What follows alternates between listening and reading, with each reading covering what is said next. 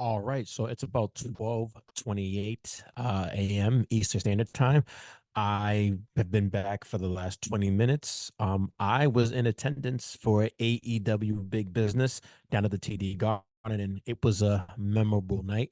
And of course, we got to see the long-awaited debut of one Mercedes Mone, formerly known as Sasha Banks. The atmosphere in the building was just electric, and it was a great experience. I also did the VIP, which I got a couple of cool items and got to get into the building early to buy some merch, which I did. And I also got a commemorative um big business VIP laminate. So overall, I had a great experience at the show.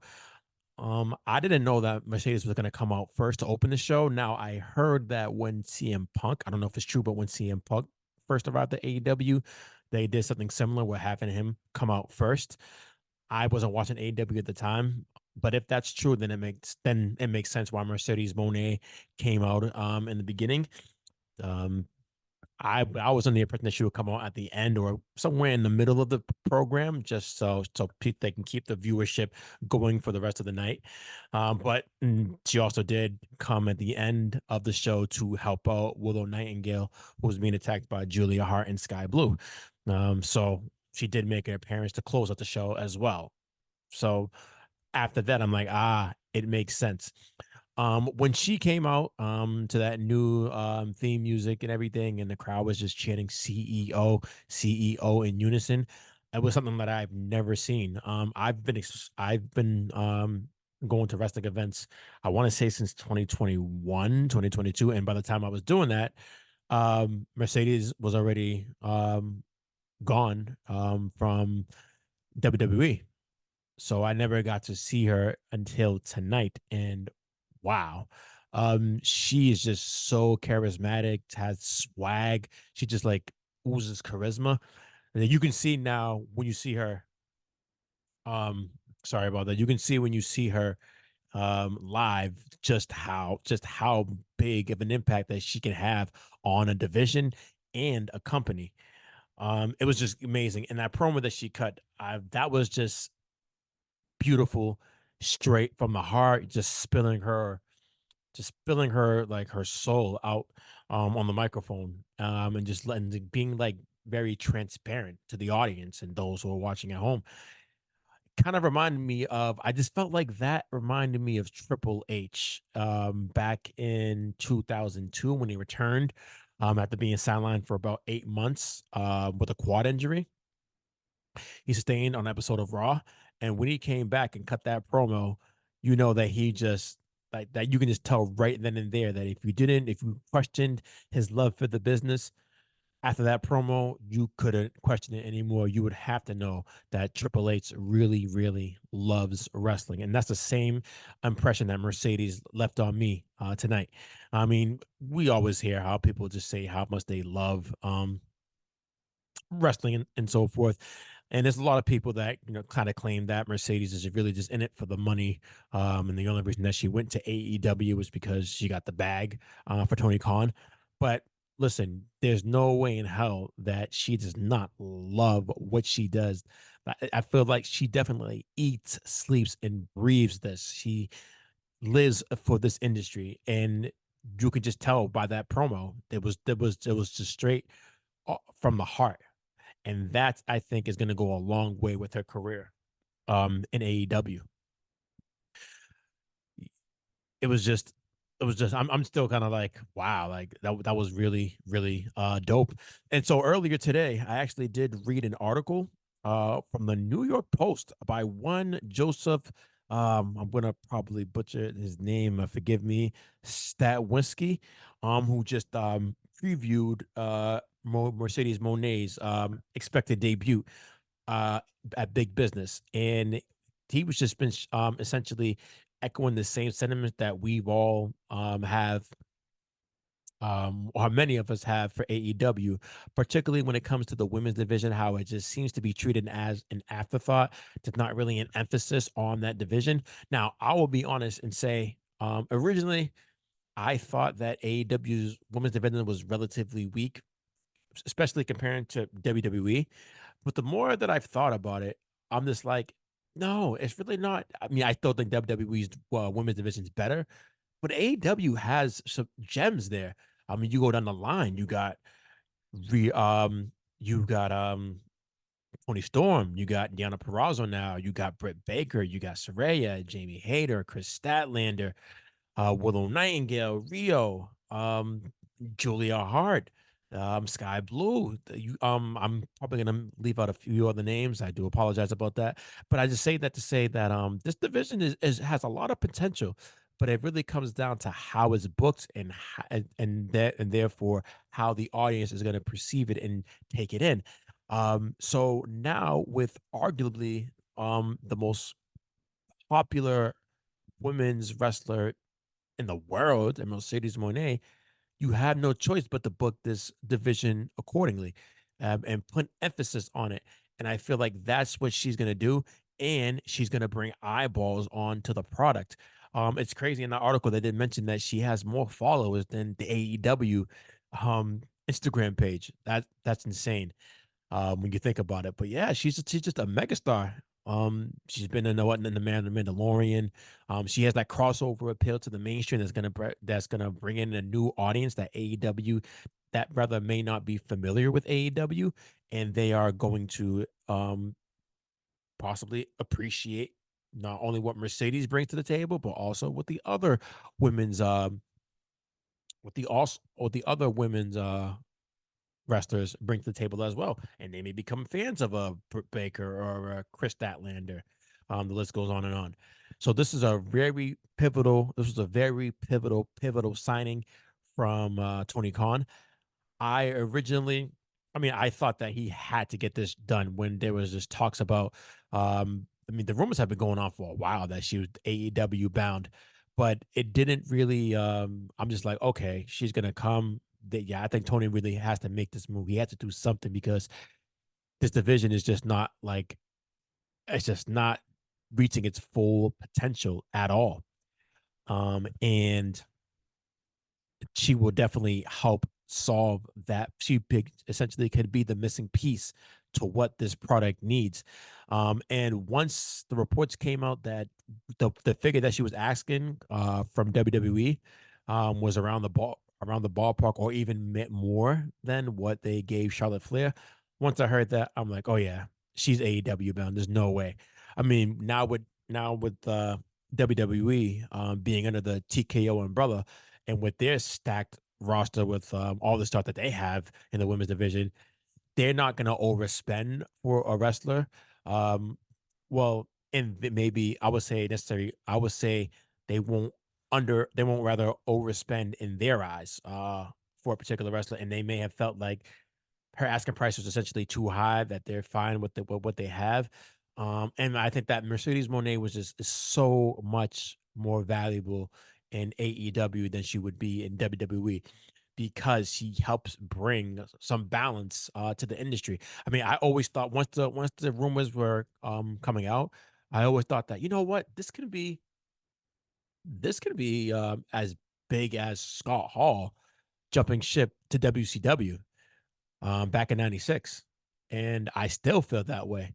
I don't know if we'll have the same impact per se. That's a lot. That's I feel like they just caught lightning on a bottle with that, with the whole NWO storyline.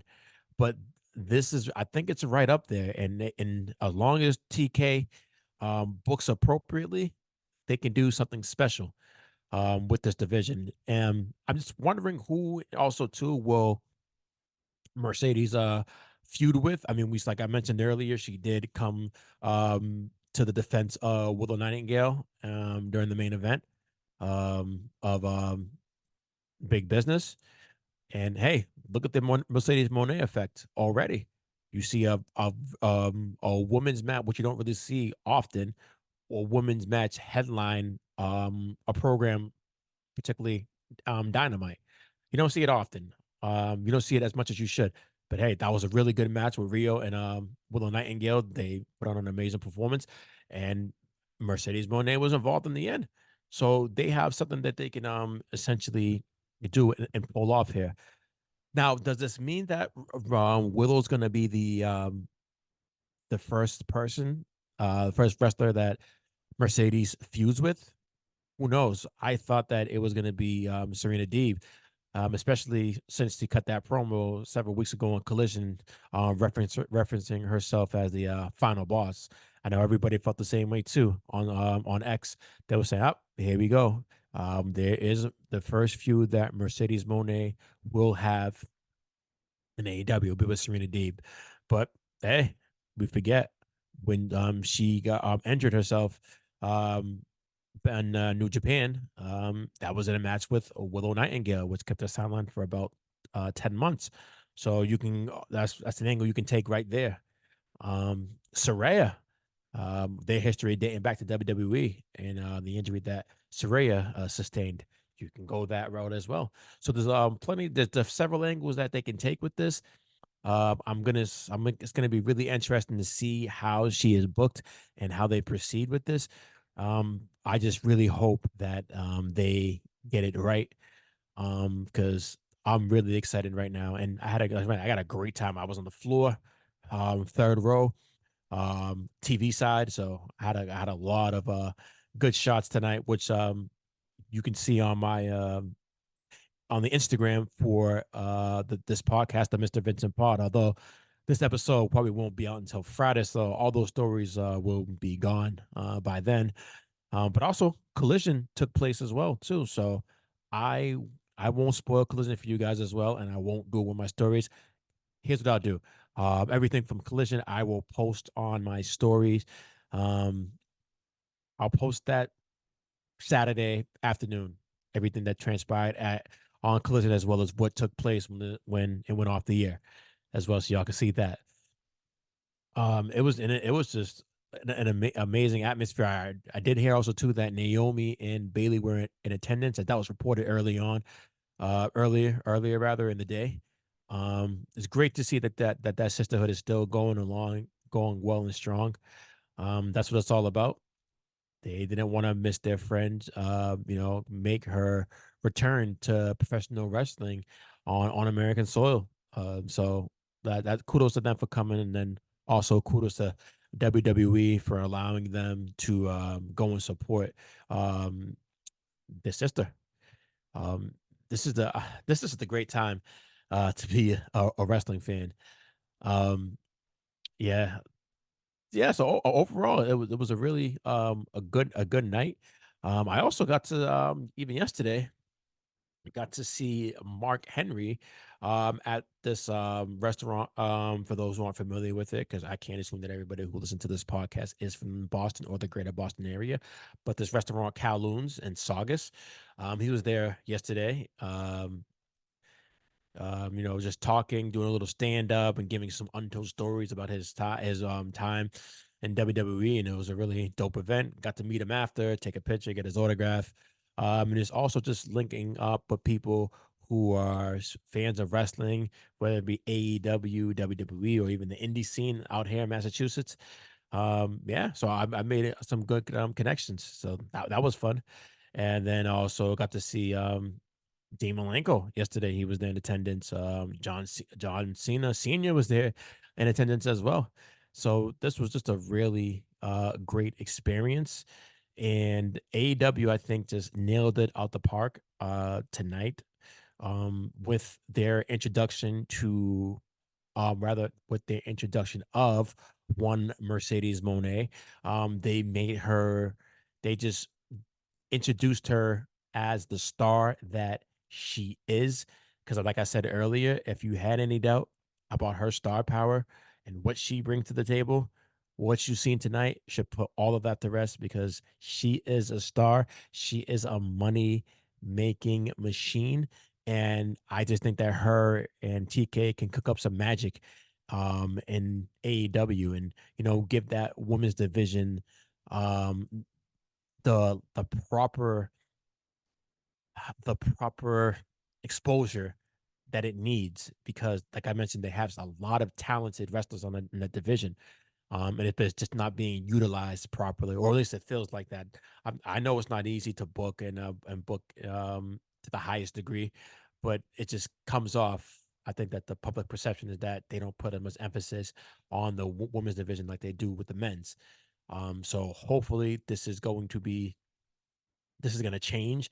A revolution, so to speak, is going to take place now with Mercedes there. And Mercedes was dropping a lot of hints earlier on social media.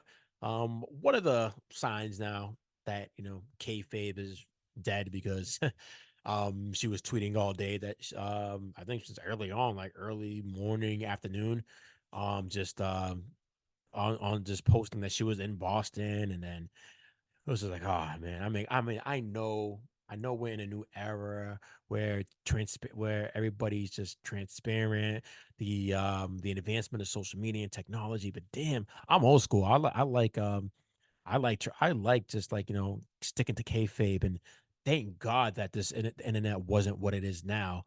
Um, Back in '96 when the NWO came to form, and then we had the Monday Night War, and we're seeing some of our favorite wrestlers jump from one company to the other. I mean, that just kept the suspense, the surprise, the shock value.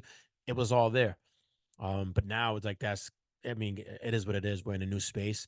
But yeah, and then she was also tweeting that, she's not afraid. I'm gonna paraphrase 'cause I don't have the tweet or the post rather, because now it's X, so it's not even Twitter anymore. But the post where she basically said, I'm not afraid.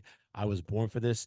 So it sounds like she is really like, is willing to take on the burden of being like being the captain to steer the ship of the AEW Women's Division into the right direction, and she is going to be unapologetic about that, and she's not scared. She embraces the challenge because remember she was pivotal in in changing the landscape of women's wrestling in WWE, along with her, Becky Lynch, Charlotte Flair, Bailey, the Four Horsewomen, and what they did. And they just, they kind of just help, you know, erase that's the stigma when it comes to women's wrestling. And, a lot of people just looked at them as divas and didn't take that division, didn't take them seriously. But um, she was vital into the transformation of women's wrestling and helped elevate it to a height that it had never been at before. And now she's in AEW, um, and I think that she could possibly have the same impact that she had back in WWE.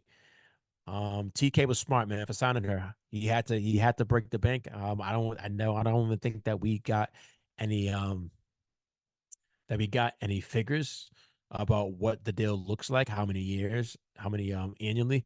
I'm gonna guess that that's gonna come out relatively soon, seeing how she finally made her debut. Because Okada, the numbers came out right after his appearance on Dynamite after signing, being full time with AEW, and man, it was just crazy when we seen the graphic at the show, saying Mercedes Mone is all elite. I mean, I even posted on X saying, "Hey, I know we all knew this, but wow, it's official. Mercedes Mone is all elite." And I, for one, cannot wait to see what she brings to this division. Because remember, she did mention on the Kick Rocks podcast, the Kick Rocks rather wrestling podcast, the episode that came out last week, that she was told that her injury was career threatening, that she may not be able to wrestle again.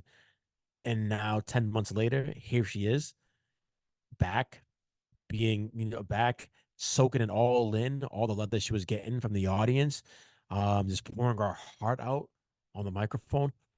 Um, it's just beautiful, and I cannot wait to see what she accomplishes in AEW as her journey in wrestling continues.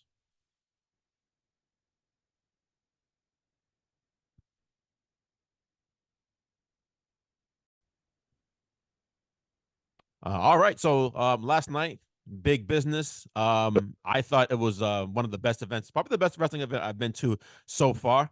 Did I tell you that I had VIP access or no? And you didn't tell me about that, no. Did you see it on my story? I saw well, first of all, you were on the hard cam mad times. I don't know if you realized that, but you were on in the background like mad times. I seen you with your red shirt, your like hoodie or shirt on, like Yeah, so the you orange were joint. I was hyped. I was like, yeah, I'm there. It was crazy. So yeah, so I got there early. We got to go in, basically shop with no lines really. They gave us a goodie bag with some like commemorative stuff, such as this thing here, Big okay. Business. I was there. I bought two Big Business T-shirts that saying I was there, both black, and then I bought a Swerve Strickland shirt. Then Nice. after we went downstairs. Now it was funny in the email. It was saying for the VIP, like if you see any wrestlers, you can't ask for an autograph. If you do, you'll get kicked out and have Wow. your VIP access taken away immediately. So when we went downstairs, they made us go downstairs to Legend something. I forgot what it's called, Legend something. I thought we were gonna get food or something like that, but we didn't get no food, no drinks there. We were just waiting until the doors opened up for everybody else. And I think when I was walking by, the EVPs and Akota were cutting about to cut a promo. So dudes, just go right there, go in there. I'm like, all right, cool. I'm not gonna even try to make anything happen that would take away my pass. So I did that, bought a couple of shirts, and then from there just went, got my beer, and then went to the show. That's not your first AEW event, right? Actually, it was my first AEW Get event out of here.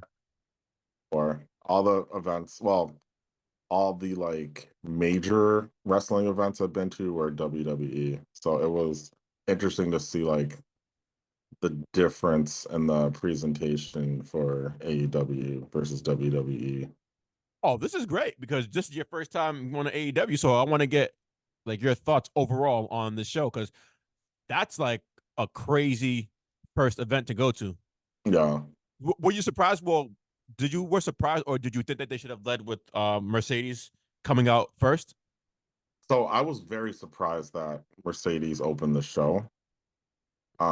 Mainly for a like for AEW from like a rating standpoint, I would have imagined that they would have had her come out at like the last segment in order to get like viewers and stuff to stick with like the show. Um, so, but then looking at what they ended up doing for the end of the show, it kind of made sense why Mercedes opened the show. Um, and it was cool because like that CEO chant just like took off immediately, you know? Yeah, man. Listen, like I never like this is my first time seeing her live at a show because by the time I was going to wrestling show, she's already gone from WWE. So seeing her, you really get the sense of just how big of a star she is, Yeah. and just like the charisma she has. Like she is a money making machine. It is so obvious. I'm like, yo, this is crazy. She has it. Whatever it is, she has it. A lot of people don't have it. You can be a great wrestler, but you don't really have that tool that can help you be marketable. She has it all. I'm just like, yeah, man. Now I see why. I was like, I was always saying, hey, Tony Khan got to do whatever it takes to get her. And I don't know how much she's getting paid. There's some crazy number going around that saying that she's getting 10 million a year. Ain't no way how she's getting 10 million a year. Roman's getting like 5. There's no way she's getting 10 million a year from Tony Khan. But I'm sure it was more than WWE offered, and justifiably so. TK did the right thing if he did in fact give her more. Yeah, and now he has the cornerstone of his division for like many years to come. I mean, like Sasha is a very marketable star. Um, she has a great look. Like she is someone who can help bring AEW to the mainstream, and she has done things in mainstream television and, as well. So that was like a huge get. And I mean, her promo last night was it was on point. She talked about um, how she's like gone to this point, her history, um, like thank the fans for like supporting her, like made it clear she's all elite, like she's all in. So I thought that was a really, really great return after 2 years of like not being on American TV, of just being like, I'm Mercedes, like this is me, I'm gonna come and I'm gonna change AEW, you know. Yeah, man, that promo you can tell. It wasn't scripted. So much transparency there, straight from the heart. You know what it reminded me of? And I talked about this when my initial recording, because I recorded straight after right as I got home and talk about my experience. It reminded me a lot about Triple H back in '02. Remember when he tore his quad and was gone for about 8 months and he came back and he cut that promo? I So, I just I think it's just so similar because they both were like, I think in that moment you can tell that they really both, I know it's cliche, but they like both eat, sleep, and breathe wrestling. They love it. There's nothing else in the world that can ever like take its place from them, right? That can ever substitute anything else than them being in a wrestling ring. And coincidentally, both of the injuries were considered career-threatening injuries. That I didn't mhm. know. I didn't know until I did a little research yesterday with Triple H, and I found out that it was potentially career-threatening. And then I don't know if you saw the interview with Mercedes on the Kick Rocks Wrestling podcast that dropped last Friday. I think I sent you the link. I'm pretty sure she talked about how her injury was. They told her that this might be career-ending as well. Okay, so she got injured like wrestling Willow and New Japan. Broke her ankle. Yeah. Wow. So I'm like, yeah. Now I see like, and I see a lot of people saying, oh, like she's all about the money. That's the only reason why she's in AEW, because they offer more money. I'm like, hey, listen, if you're a star, you know your worth. Who the hell am I to tell you not to go get the bag? But you can't say that she doesn't love this business. I mean, and it's a business at the end of the day. So like saying like, oh, like any wrestler is all about the money. It's like, okay, money is a huge part of wrestling. Like, um, and I think her going to AEW was the right choice. I think she would kind of get lost in the shuffle in WWE with a lot of like, I mean, WWE has their top women stars kind of slotted right now. Okay. So I don't really see how. I think Mercedes is a better fit on the AEW roster at this point. She'd make And more of an impact certainly in AEW than WWE right now. completely, Her services are far more needed there than right, in WWE. Okay. like just her ring experience and stuff. Like I think the women in the AEW locker room could benefit from having Mercedes, um, as an opponent. Um, and I think it just kind of makes more sense for her to be in AEW. I don't quite understand the argument about uh wanting to just do things for the money because, it's a job just like anything else. If a place is gonna pay you more doing what you love, then why wouldn't you want to go there? You know, not to Right. mention the way that things ended in WWE. Um, it did not seem like they were treating her right or that they were taking her suggestions for what to do with the women's tag titles like seriously. Like it, they weren't treating her like the star that she is and stuff. So, It's almost like they were taking it for granted, right? yeah, basically, um, so it's been 2 years. I think and I think even in that podcast, like, didn't she say that she was gonna go back to WWE or Which is kind like, of crazy. Now that was supposed to be the uncut version, so like that didn't come out on YouTube, but that's in the clip going around. I know TK couldn't have been happy. I'm like, damn, you don't have to say that. I mean, we all probably knows that's true. Eventually, you'll go back, right? I think everybody goes back to WWE who was there initially, right, or whoever had their most success in WWE right, ends up finding their way back to the company. I mean, perfect example most recently, CM Punk. So I understand that. I think that she will be back in some capacity, but at the same time, one can say, hey, who knows? Maybe she might love AEW when she's get there for next couple of years or a few years, whatever. That she might change her mind. Who knows? Um, right. so wait a minute. So let me get to Peng, your thoughts on this first AEW show. Here's my criticism, right, of WWE, which has always been the case even before AEW existed. I'm like, yo, I would not want to go to a Raw or SmackDown because I'm not. Ah, damn, I gotta shut this. Whatever. Who cares? I'm not sure what I'm gonna get in terms of. Am I gonna get the balance of promos, matches? Where I feel like with AEW, I know what I'm gonna get. So if I'm trying to get floors, is what I try to do, right? I'd rather pay a lot more that get that money to AEW than WWE. Now PLEs are different. I went to War Games, was in Boston. I never been to an AEW pay-per-view event. So I had no problem paying money for PLE with WWE. But Raw SmackDown is like hit and miss. Now I did go to Raw last year around the time when it was on the road to WrestleMania. But I was like, you know what? Triple H is taking over. The Bloodline storyline's picking up. I'm gonna have to go to this show. And I got some good season. Those ended up being a great Raw. Um, do you do you prefer to when you go to a wrestling show to see more matches, more promos, or find that right balance of both? Um, I mean, being at the live show, I think more matches is just more preferable. Just, I'm someone who a lot of what appeals to me about wrestling is like the in-ring work. So one of the things I like about AEW is when they have a show, whether it's like a Dynamite Collision or whatever, they'll announce matches, right? Kind of get you like intrigued about what's gonna happen with the card, and you kind of have a general idea of what Mm-hmm. you're gonna see. So but what really, because I was kind of on the fence of whether or not I was gonna go to the show, you know. So one of the things that really sold me was like Darby versus Jay White and like being able to see that live. Um and uh and then the Warlow versus Joe match, like being able to see that world title match. Both So good matches, I would say, for TV. I have my Especially. opinion about one of the matches, but yeah, it's like um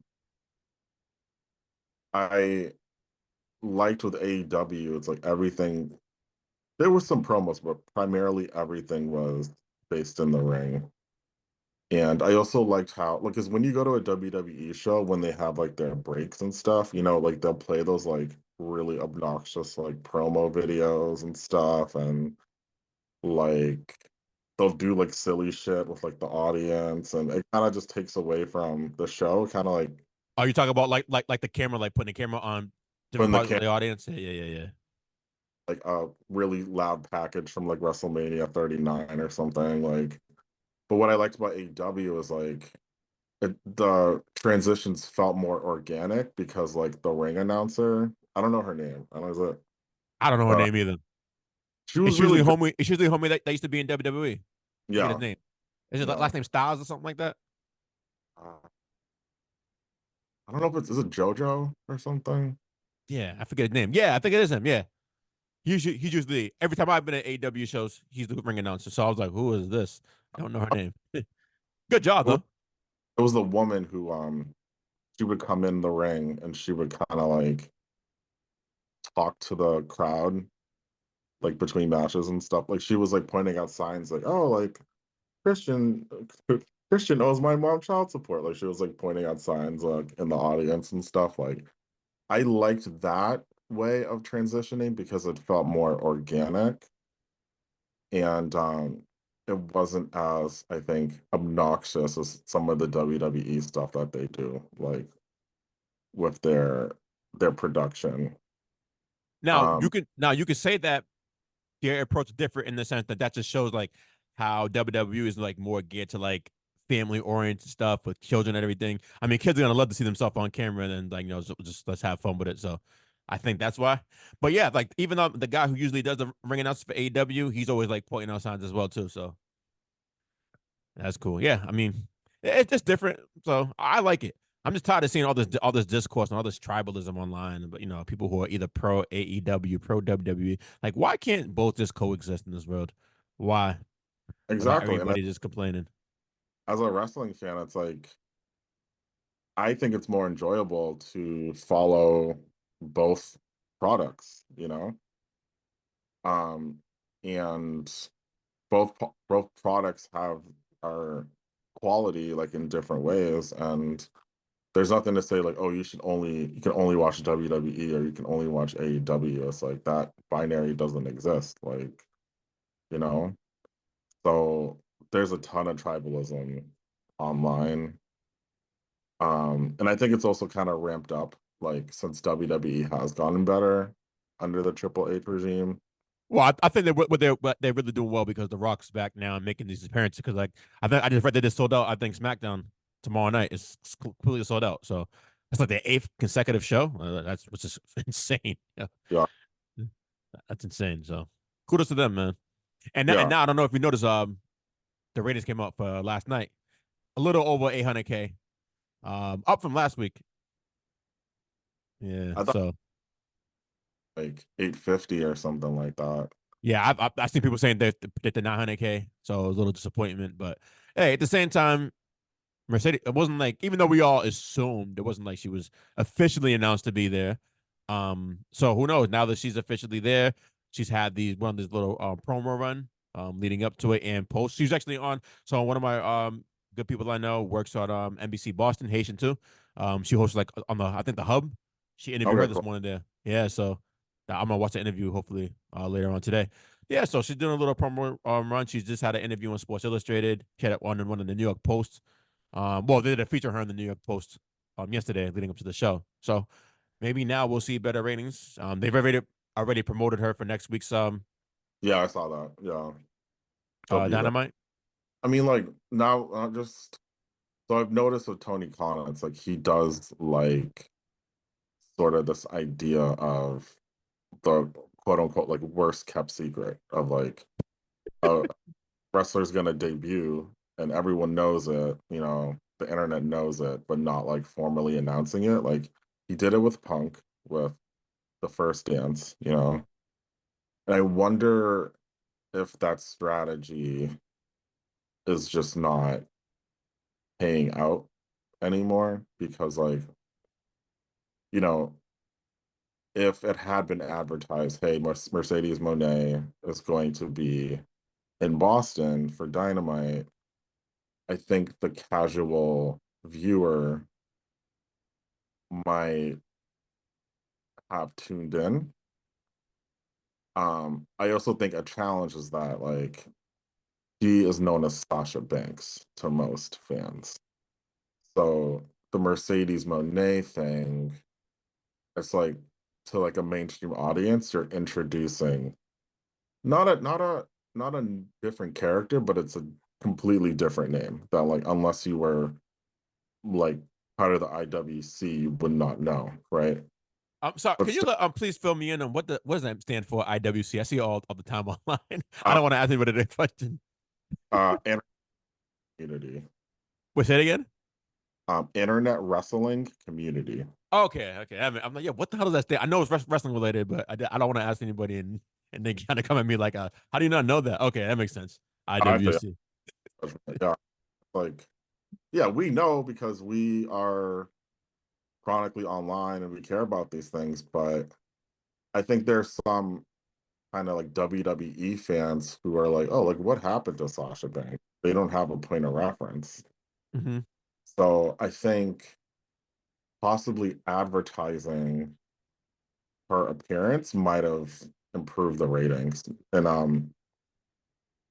uh so I think that was kind of a questionable move.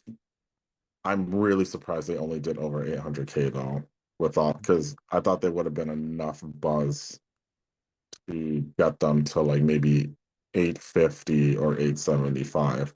But I am curious to do you know like what the ratings were for her segment, like the opening segment? I didn't. If I don't, I didn't see that. I'll probably take a look at it after. Okay. I can let you know. So Because so you think a lot of people possibly could have just tuned in for the opening segment and then tuned out after? I mean that's possible, right? Like Yeah. so that could have been a high number. Granted, it is typically a high number because of the lead in, like the Big Bang Theory gets like it's people are still watching this show. It's in syndication and it gets like a million uh viewers, so that lead in kind of inflates the first quarter hours for Dynamite. Um, so I'm really curious what those ratings are for Mercedes. But Yeah, I want to see. And I think you're right. We honestly think we said that they could have probably introduced her like early leading up to the show, they can build up the hype and anticipation. Because I don't know if it's true, but I heard that once like she started dropping a lot of hints that she was in Boston, like tweeting and everything. They started selling like several hundred tickets like early in the day leading up to the show. So maybe they said it from like I don't know, like a month ago that maybe they would have possibly sold more tickets and got better ratings as well. Yeah, because I think like um a lot of people didn't know that she was gonna debut in AEW. They didn't know that she signed a contract and stuff. So You yep, know, it's been reported that she's been on their payroll since December. I didn't know that. Wow. Yeah, She's that's been getting crazy. Hey, paid it's well. like it's like December. It's pretty much been a done deal. Um, do you have anybody in mind that you would want to see? Who do you think should she first feud with in AEW? I think this is tough because they don't have.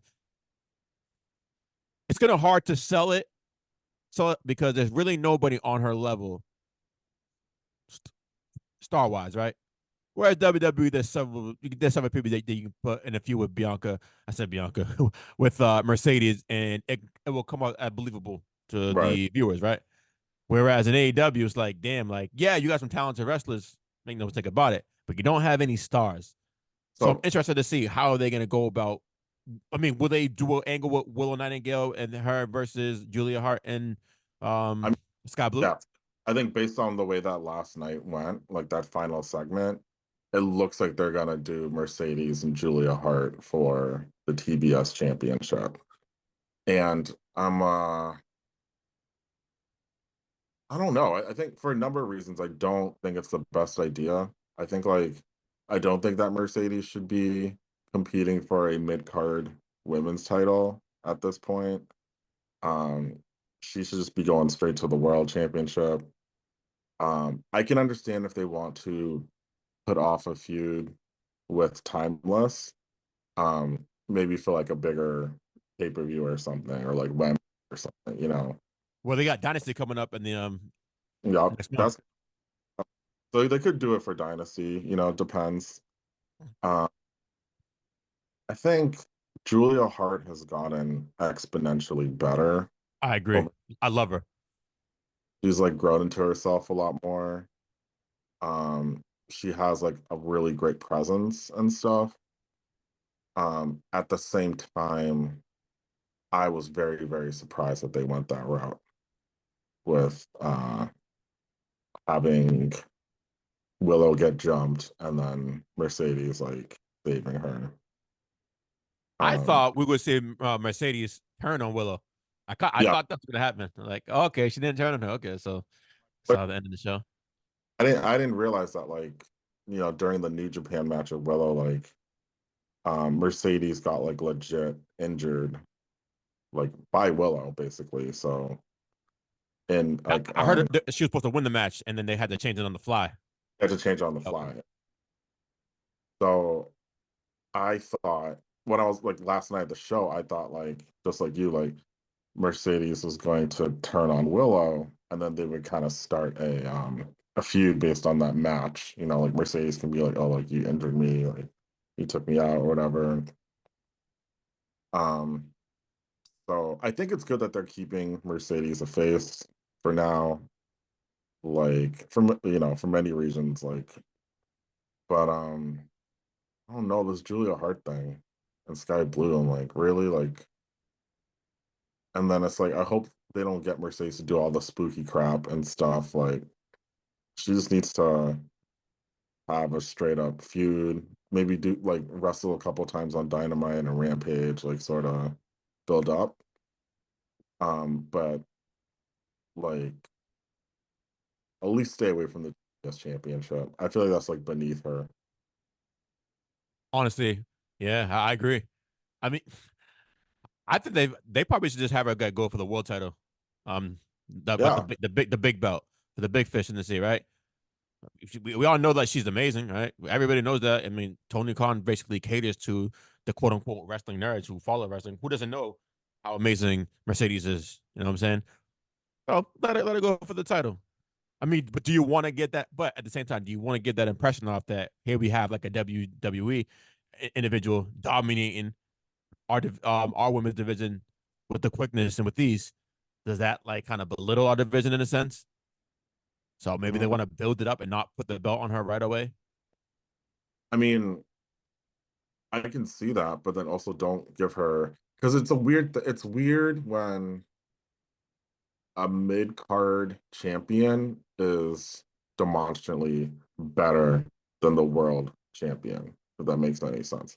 It was kind of like the same situation with Jade Cargill. I was like, she held the TBS championship for a really long time, but then Too for long. some too long, but then for some reason never challenged for the world championship, you know? And now it's like, who's the feud? It's Timeless and Deonna Purrazzo are feuding for the title. Mm-hmm. This is like way better than Deonna Purrazzo. Has like a better presence, like, you know, Absolutely. like, so it's kind of a weird thing. I feel like maybe she shouldn't even be going after titles unless they are just focused on doing a tag team match with Willow and Mercedes versus Sky Blue and Julia, and not have the title involved. Like, I'd be cool with that. But I don't think it makes any sense to just give a secondary belt to the best by like a country mile best woman on the roster. You know, It is by, it definitely is by a country mile. I agree. Um, I'm thinking that she could feud. I don't know where the hell Britt Baker is. What's her status? I know she's hurt. I think I heard it was a back injury she had. But also, what about Jamie Hayter? I think those are probably the two outside of Mercedes now, probably the two best wrestlers in the division. yeah, And though I think those would be great options for a feud. And then obviously, to a lesser extent, Saraya only because of their history and Saraya getting injured in a match with her. I think that they you can like do you can use that as a catapult to really tell a dope story between those two. yeah. I think they're both well known. I think I would have gone with Soraya for the first feud. That would have made sense, like given the history. Mm-hmm. Um, you know, they probably would work really well together. Soraya is like kind of having like a faction type thing right now. So like that would be a good feud. Um, I mean, it's kind of slim pickings on the AEW roster. Like, I think Jamie Hayter's also hurt or Yep, something. she's hurt. I heard she's hurt too, but I don't know what the injury is or when she can come back You know, available. so yeah, Brett, and then Thunder Rosa is still on the roster, but they kind of have her. I mean, what did she? She came out and helped. Was Last, it? well, we don't want to spoil this for the listeners Uh, because collision can. I mean, Rampage comes small. Actually, you know what? We could talk about it. This is a spoiler. She came out and helped, Deanna Purrazzo, right? yeah, yeah, she helped Deonna Purrazzo. Yeah, Yeah. So I think they're going to be in a tag match next week. I think it's on Dynamite. I guess Mariah May and Timeless Tony Storm. Yeah. so it's Thunder Rosa could be someone, although she's a face now, but uh, I don't know. I have faith that AW will kind of work out Mercedes' trajectory. I was just super surprised that when the lights came off, I was like, "What the fuck?" I'm like, what's going on? The lights came on. I'm like, "Oh no, Julia Talking about Hart." at the end. You're talking about when she came out at Uh, the end? The lights Okay. came on. They're Yeah, jumping all a over. lot of people that was sitting in my section said, oh, she's about to come out. Here comes Mercedes. I'm like, oh, okay. I'm like, okay, that makes sense because I don't know why that match would be closing out the show when you had Wardlow versus Joe on the card, along with the EVPs against Kingston and forget the other people's names. I'm bugging right now, but Eddie Kingston and yeah, like those are better options to close out the show. So now, okay, it makes sense now. You have her come out, so it's like a bookend. She's in the beginning, she's in the end. Um, Yeah, you know what? One thing I was sad about last night, I didn't get to see my man Will Ospreay fight live. Damn, yeah. that No, guy. Listen, I heard all the people talking about he's the best wrestler in the world. After that one match I seen at the last pay-per-view Revolution, I'm like, he might be the best wrestler, just pure wrestler. He might be the best in the world. And last night, I was really surprised by his promo. He has a lot in him, and I can see that. I think I saw a report too that I'm gonna paraphrase this, that Triple H didn't really think that he can cut it, and in terms of like promos and everything. Well, I saw last night. I think definitely that refutes what Triple H believes, if that's in fact true. I mean, one of the things I really appreciate about Osprey's promo is that he sounds very genuine about what he's saying. You know, it's like you can tell he really does love what he's doing. It is important for him to be the best in the world. Um, and he doesn't have any pretense. He's just like, this is me, bruv. He's just kind of like I don't know where he's from, like this guy from Manchester, just like, he's very much himself, and he has like the ring work to back it up too. Um, Mate, yo, he's an amazing athlete, man. It's crazy. I saw an article that came out too. Well, some uh quote from an article. Forgot the source though. He was talking about why he decided to choose AEW over WWE. You seen that? yeah, I Basically, read that he that. had the more flexibility, better schedule, more money.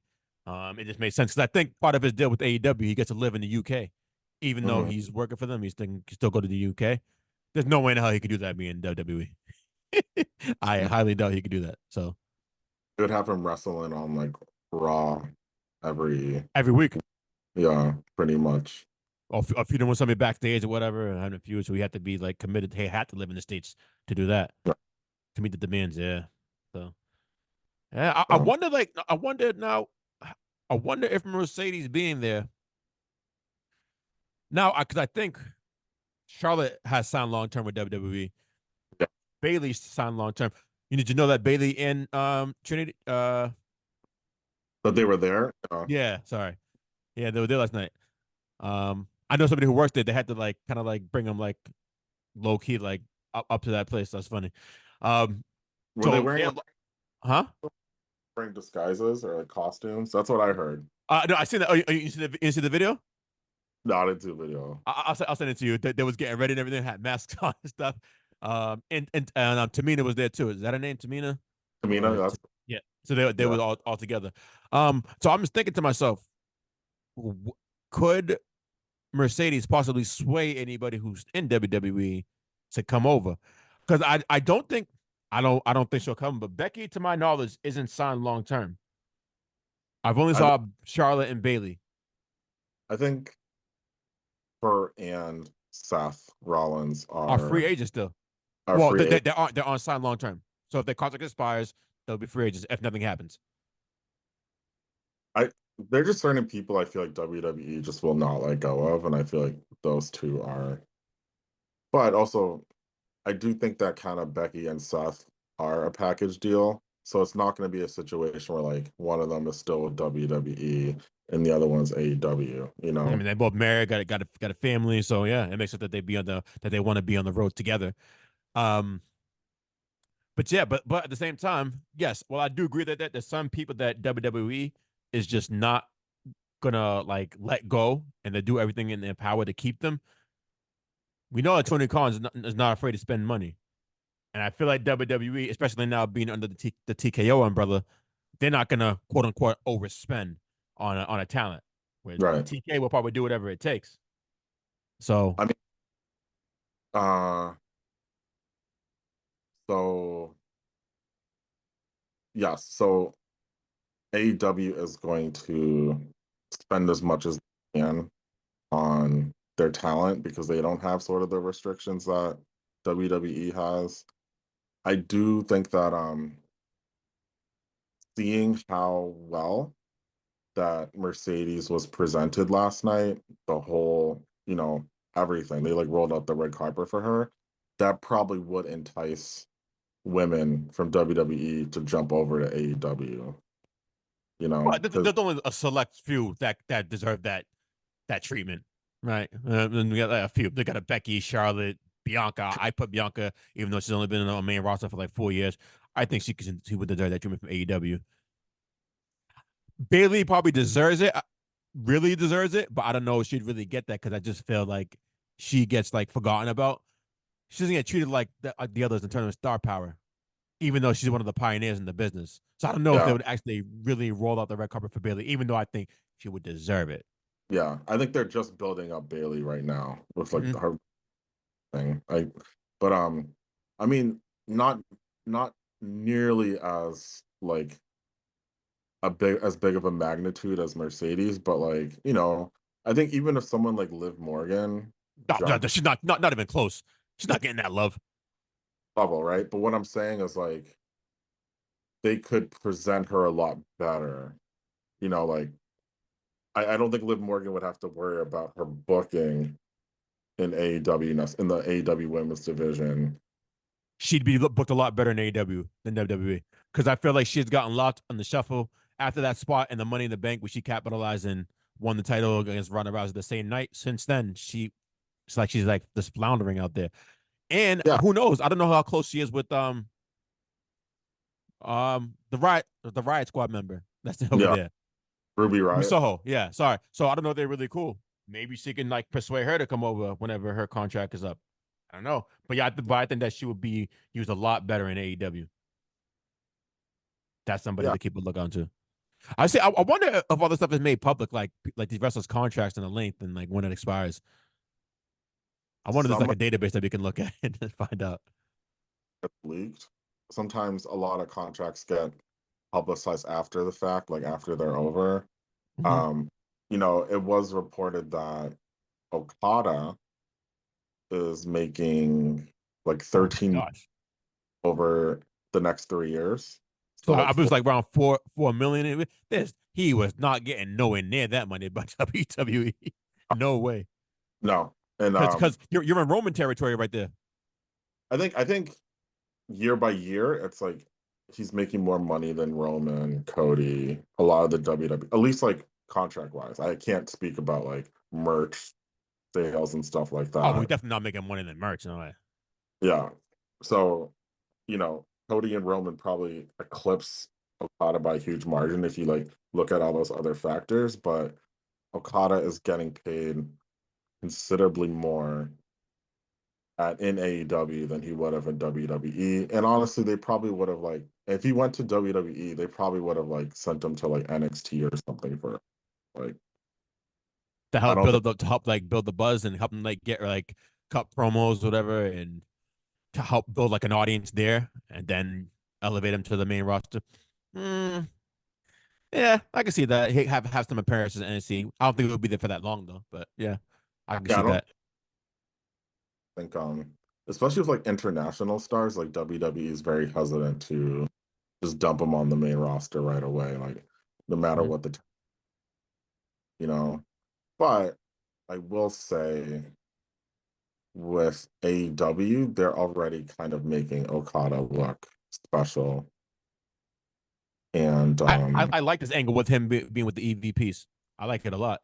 at first I hated it, but then I thought about it. It's like, okay, like Okada, he's a heel, and he's also going to need a mouthpiece to help him cut promos and stuff like that. Hmm.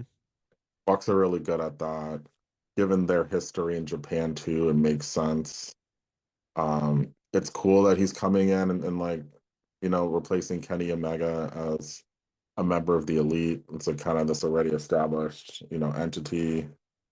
Um, and I mean, he looks like a star. Like, good looking guy. He's like 6'3", 6'4". Like, um, he's being presented as being special. I think um eventually if the Bucks end up turning on him and there's like a huge baby face, turn for Okada, like I think that'd be really successful. Um and yeah, I think AEW is like making him look special right now. Yeah, a great pairing with the Bucks. Yeah, I agree. Great wrestler too. Last what I saw last night was I was impressed. Yeah.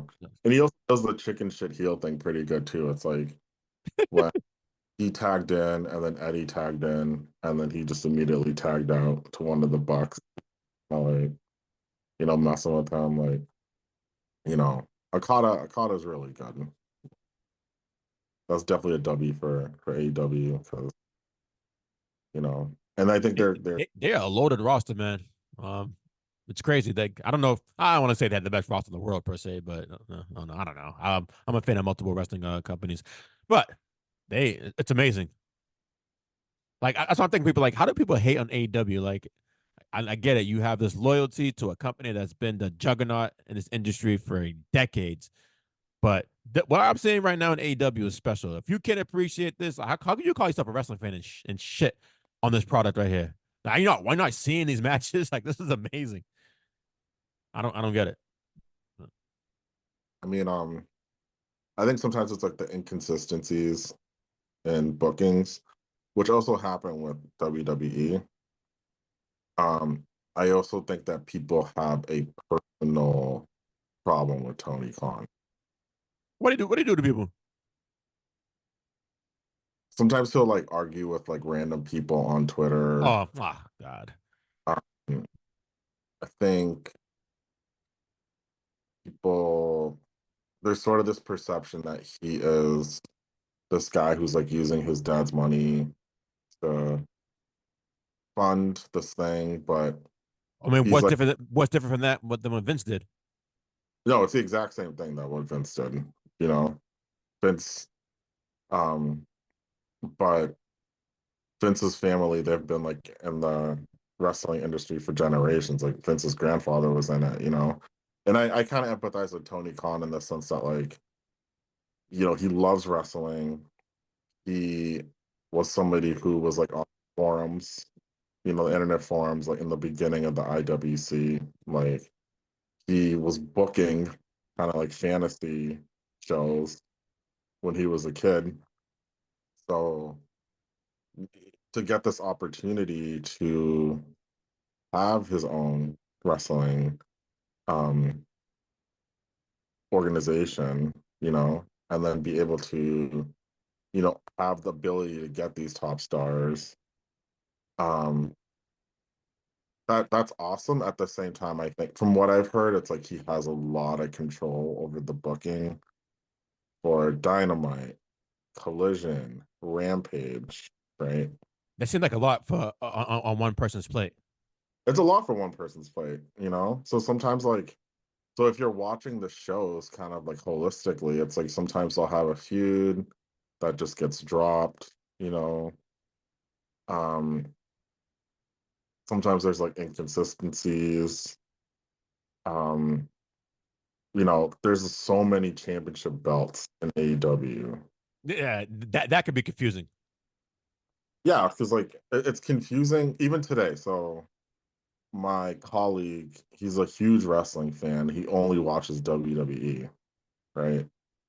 So he pulled up on the Wikipedia page like the list of AEW champions. And it's like I had to kind of I struggle to like explain to him like what would be like the equivalency of like WWE and AEW championship belts, you know? It's just like he's like, oh, like so what's the Continental belt? I'm like, kind of like their Intercontinental TNT title. title? Yeah. And then he was like, oh, like what about the TNT title? I'm like, oh, well, that's kind of like their Intercontinental title. It's like so there's like for even like wrestling fans like who don't really get it, it's like very confusing.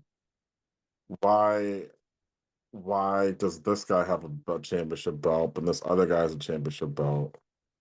And then why does Ring of Honor have their own world champion and tag champions and trios champions and Ring of Honor's never it's not on TV. So these guys are just holding belts that don't have like they have a value, but like it's like there's It's not gonna way have value to like the common viewer. It's like what the hell? Somebody who's like entrenched in it.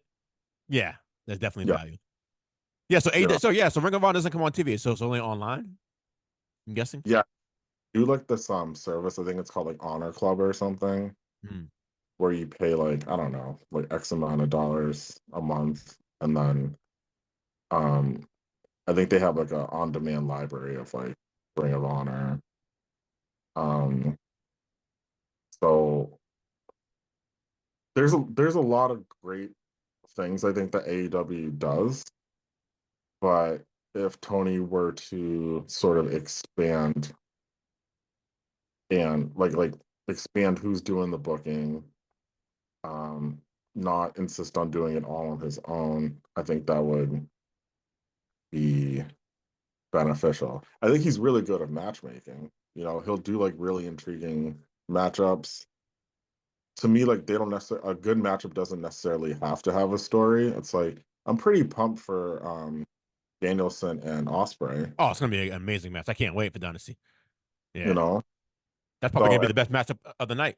I don't care what other matches are gonna be announced. That's probably gonna steal the show. I hope it may not. So it's like a match can be intriguing without having build or storyline all the time, but then Mhm. you need it sometimes, though. Yeah. Well, to be honest with you, I feel like I've seen a lot of people in the IWC say this one of the last couple of weeks that they are really impressed with AEW, with their programming thus far. Like since Revolution, they're telling everything's flowing more in the programming. They're telling more promos. They're finding a more of a balance with the promos to go along with the matches because they just were like more match centric, but they're trying to like do more things that kind of resemble I was WWE, I guess. Yeah, I agree. I mean, even the structure of the show Hmm. with Mercedes coming on the beginning and the end was good. Um, Yeah, and you know that CM Punk did come out first to open up Rampage when he did debut in AEW. I I, just learned that. I didn't know. I thought it was at the end of the night. I was like, no, he opened up. That's crazy. all right, so there's precedent, I guess. Hey, I forgot to tell you about my experience at Kowloon's, Mark Henry's Oh yeah, event. It was cool. So a lot of people were in attendance. I think it's, oh yeah, I told you. John Cena Senior was there. Dean Malenko. I took a picture with. I didn't know who he was. Kalisto. Is that his oh name? yeah, The Lucha Libre wrestler. or I Yeah, guess that's so. dope. So it Yeah, was cool. And I met this dude who was there who had like it was cool. He was there, had like a bunch of like cards in a book that he wanted to like get Mark Henry to sign one of them. Big wrestling fan too. He says he goes to all those things that you went to, like the Beyond Wrestling, Chaotic Wrestling. He was telling me, like, man, you gotta go. He's like, I think he said they have like, oh, and the ring announcer was there. I forgot what company it was for. I think it was Beyond. The ring announcer was there. He just I was talking to him. Oh yeah, come out to Worcester every like Thursday night. We got $10 shows. Listen, that's mad far from my house. That's like an hour drive. I don't know if I can go to Worcester. But I'm thinking to myself, Dynamite's gonna be out there next month, so that might be a good time to go out there. They could probably do something like work something like around Dynamite, have a dope show. So I want to go out there because I told dude like well the dude I met that's a regular wrestling fan. I was like, yeah, I have a podcast and everything. I want to like one day like interview mad wrestlers. She's like, yo, you should go to these like independent shows and then try to talk to wrestlers there, and they could probably do an interview with you, so you know, like builds a resume up. Like it's a good idea. So I think I want to go. I mean, like, so Beyond is really good. I mean, like, they have a really solid roster. They also do like storylines as well. Hmm. You know, and actually a couple of the enhancement talent from last night's show were Beyond wrestlers. Hmm. You know, um, so yeah, they're pretty talented. It's a really good product. I have gone to like a few different independent wrestling shows, and I think Beyond is like my favorite. And a lot of wrestlers now that are like in WWE and AEW, like initially wrestled in Beyond, like Statlander MJF, was Beyond, right? Statlander was in Beyond, Orange Cassidy was in Beyond. Yep, Uh, dude told me that. you know, You said uh, MJF too? MJF, yeah, MJF wrestled in Beyond. Wheeler Yuta, there's like a lot of wrestlers were in Beyond. Dijak was in Beyond. So it's kind of cool because it's like you get to see wrestlers in their like initial stage, like starting out, and then a couple years, they'll probably be in AEW or WWE. It's kind of like, um, but I definitely recommend going to a show for No, sure. definitely. I want to go. I'm guessing they have YouTube pages too for both of these companies. So I could probably like see some highlights there, maybe. Um, yes, there's IWTV, which is like independent wrestling TV, Hmm. and they have just like dozens of promotions like around the country and actually around the world. Um, So they'll just like have like kind of like a video on demand library of shows. So Beyond has like a lot of shows on there. Hmm. Uh, so yeah, independent wrestling, man. I've just really fallen in love with it because it's like all of the things that make like WWE and AEW great, but like on a smaller scale. Hmm. Um, Who did you say who was right now in WWE that came from Beyond? Who you said Ricochet? Oh my bugging. so Ricochet wrestled Beyond.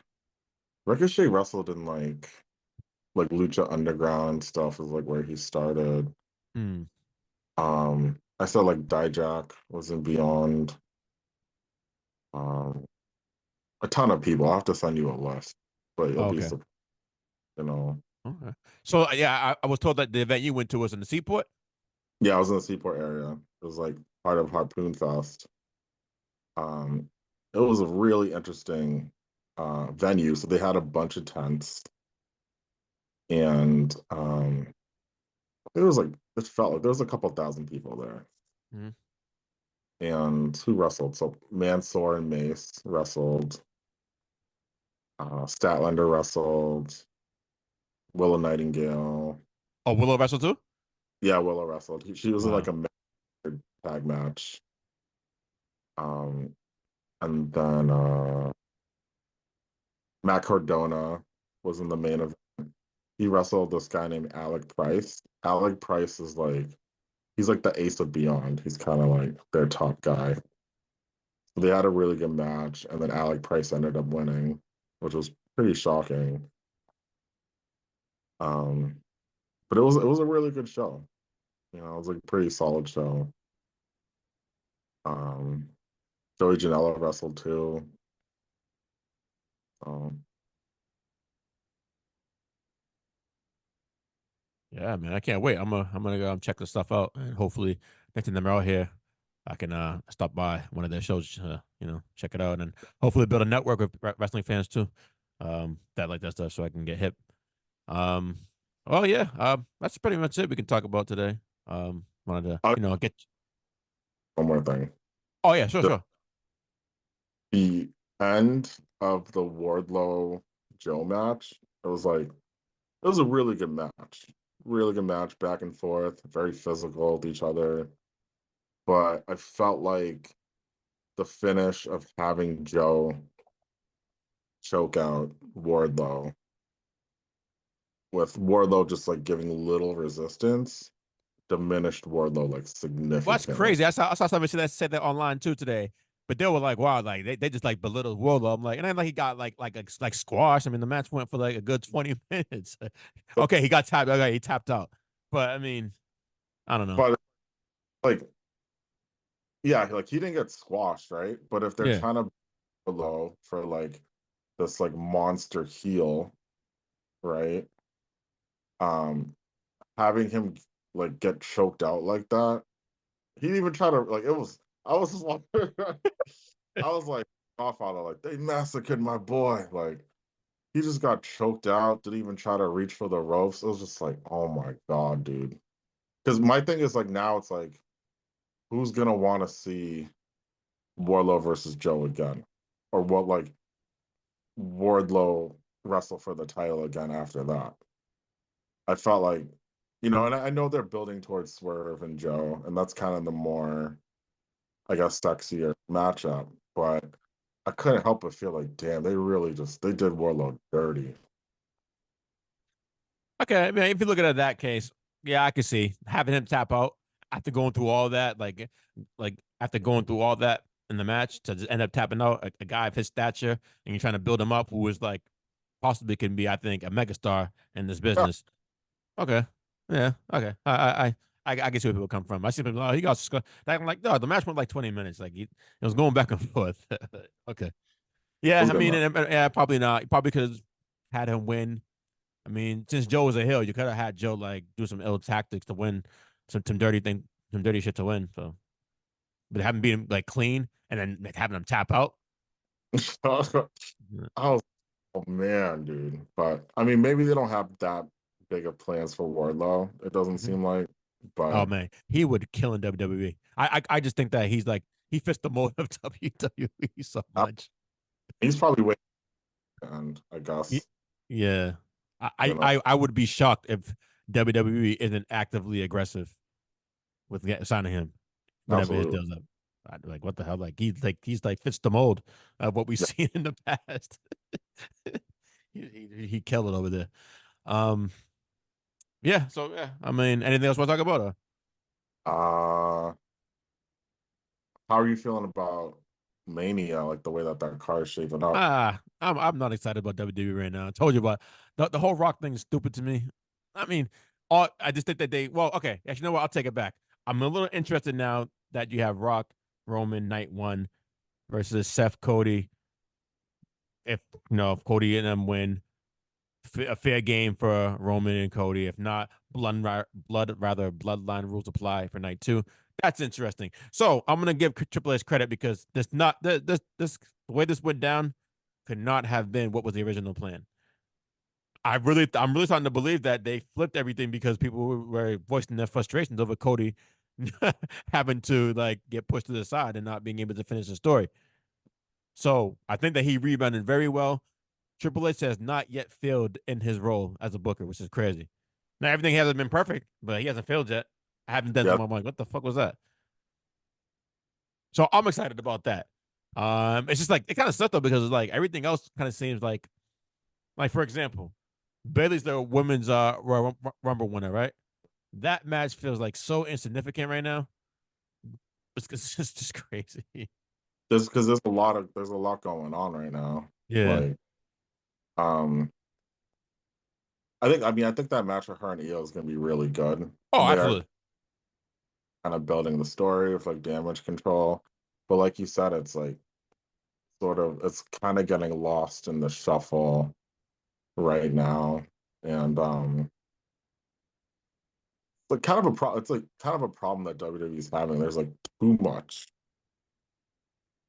you know, like even Jey Uso versus Jimmy Uso is going to be a huge match, right?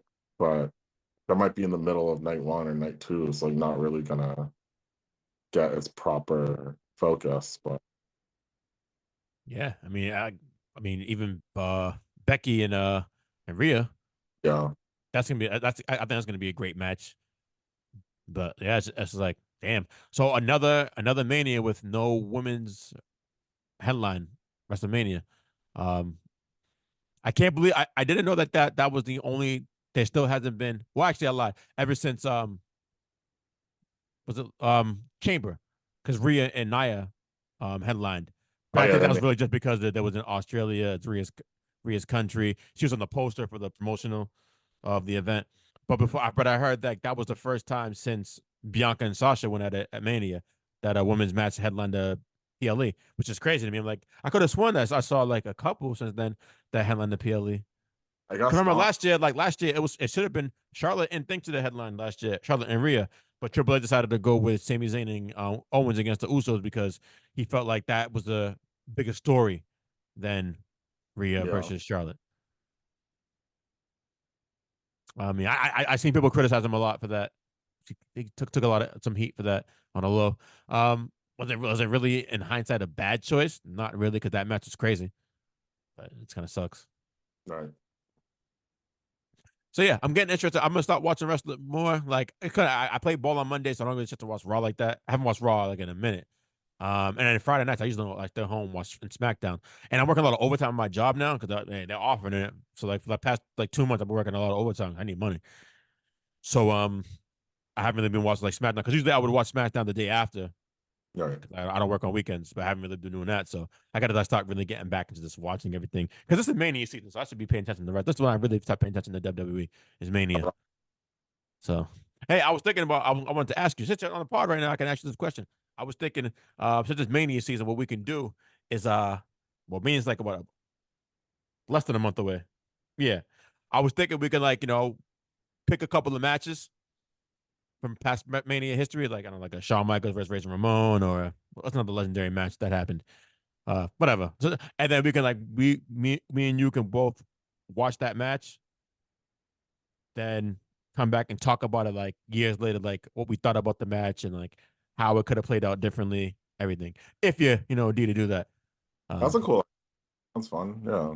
yeah. So we could talk more about it after. I'll send you if you have an idea for a match, hey, because you've watched more wrestling than I have. Like I fell off like Yeah. pretty much. Like I missed the whole CM Punk era. I Yeah. don't. So like I'm sure those classes that happened then and Mania. So if you Yeah. got one, tell me, I'll watch it and everything because I'm sure they're all available on Peacock since that's where the WWE library is at. They are. Yeah. Yeah. So yeah, we could do that if you want to do that. Well, that sounds good. Mm-hmm. All right. Well, I appreciate you for coming on. We Oh, will be talking more as the weeks go by because it's a great. I say it's the best time to be a wrestling fan right now since the Monday Night Wars. it was a great time to be. Facts. Well, all right. You take care. We'll talk to you.